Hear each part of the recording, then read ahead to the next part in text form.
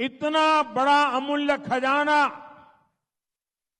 जो भगवान जगन्नाथ के ताबे में है, आप उसको भी संभाल नहीं पाए। चाबी खो गई, चाबी चली गई, किसके पास गई? क्या वो खोलता है, बंद करता है, क्या करता है? और फिर राज्य सरकार में जब तूफान खड़ा हो गया तो क्या कहते हैं?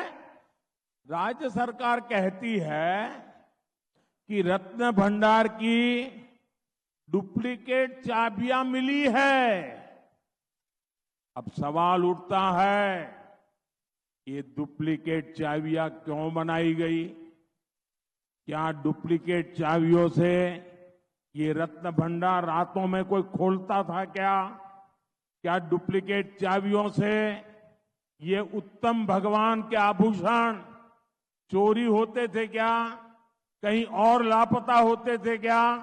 क्या होता था? डुप्लीकेट चाबी वाला मामला, चाबी खो जाना गंभीर है, डुप्लीकेट चाबी उससे भी गंभीर है। साथियों, कल देश ने अक्षय तृतीया का पर्व मनाया है। ओडिशा का अक्षय तृतीया से बहुत विशेष संबंध है। अक्षय तृतीया के दिन से ही पूरी जगन्नाथ रथ यात्रा के लिए रथों का निर्माण प्रारंभ हो जाता है। मैं आप सभी को इसकी बहुत बहुत शुभकामनाएं देता हूं। और इसी से जुड़ा एक बहुत संवेदनशील विषय आप सभी के सामने उठा रहा हूं।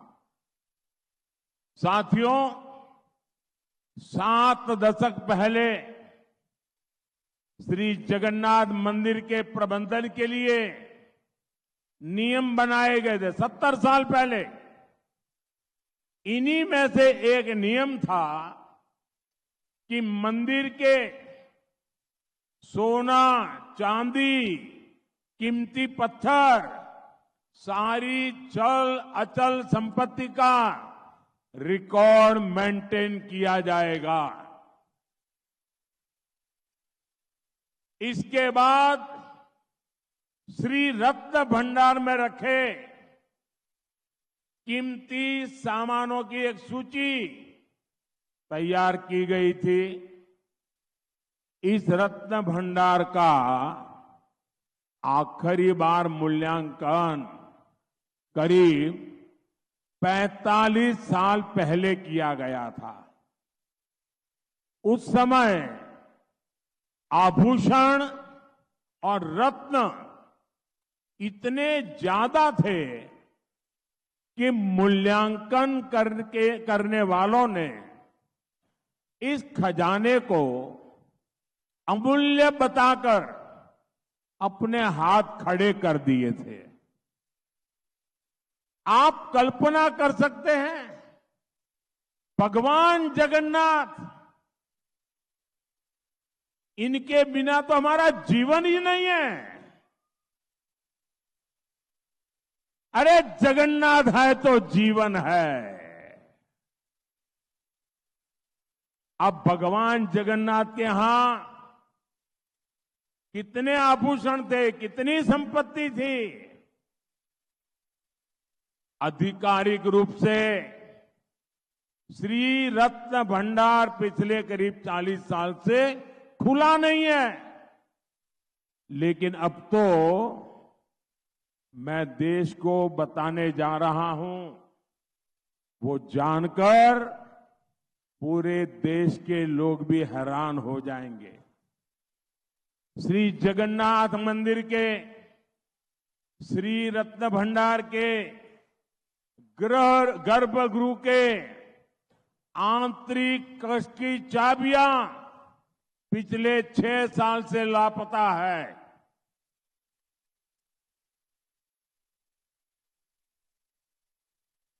इतना बड़ा अमूल्य खजाना जो भगवान जगन्नाथ के ताबे में है, आप उसको भी संभाल नहीं पाए, चाबी खो दी। आप मुझे बताइए, मेरे उड़ियावासी, आप जरा बताइए, मेरे तो दिल को चोट पहुंची है। मैं आपको पूछता हूं, और आज पूरे देश को चोट पहुंच रही है जब सुनेंगे तो, क्या आपको ये जानने का अधिकार है कि नहीं है कि चाबियां कहां गई? ये जानने का अधिकार है कि नहीं है? हर देशवासी को पता चलना चाहिए कि नहीं चलना चाहिए? हर उड़िया को पता चलना कि नहीं चाहिए? भगवान जगन्नाथ के हर भक्त को पता होना चाहिए कि नहीं होना चाहिए? चाबी चली गई, किसके पास गई? क्या वो खोलता है, बंद करता है, क्या करता है? और फिर राज्य सरकार में जब तूफान खड़ा हो गया तो क्या कहते हैं?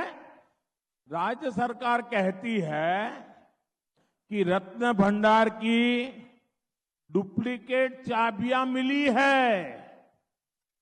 अब सवाल उठता है, ये डुप्लीकेट चाबियां क्यों बनाई गई? क्या डुप्लीकेट चाबियों से ये रत्न भंडार रातों में कोई खोलता था क्या? क्या डुप्लीकेट चाबियों से ये उत्तम भगवान के आभूषण चोरी होते थे क्या? कहीं और लापता होते थे क्या? क्या होता था? डुप्लीकेट चाबी वाला मामला, चाबी खो जाना गंभीर है, डुप्लीकेट चाबी उससे भी गंभीर है।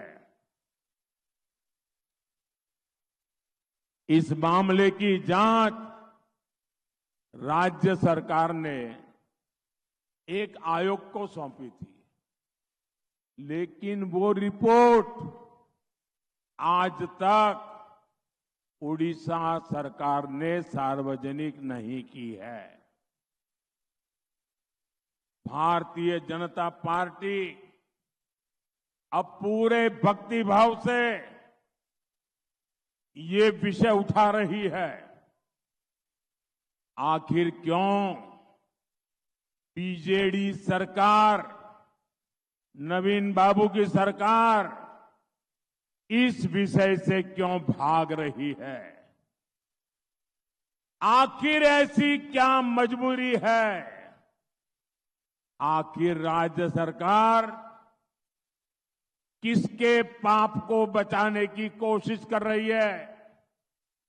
मैं आज उड़ीसा के लोगों को, देश के लोगों को एक वायदा कर रहा हूं। राज्य के अंदर भाजपा सरकार बनने के बाद श्री रत्न भंडार की पारदर्शिता को, प्रतिष्ठा को फिर से स्थापित किया जाएगा। और ये मोदी की गारंटी है।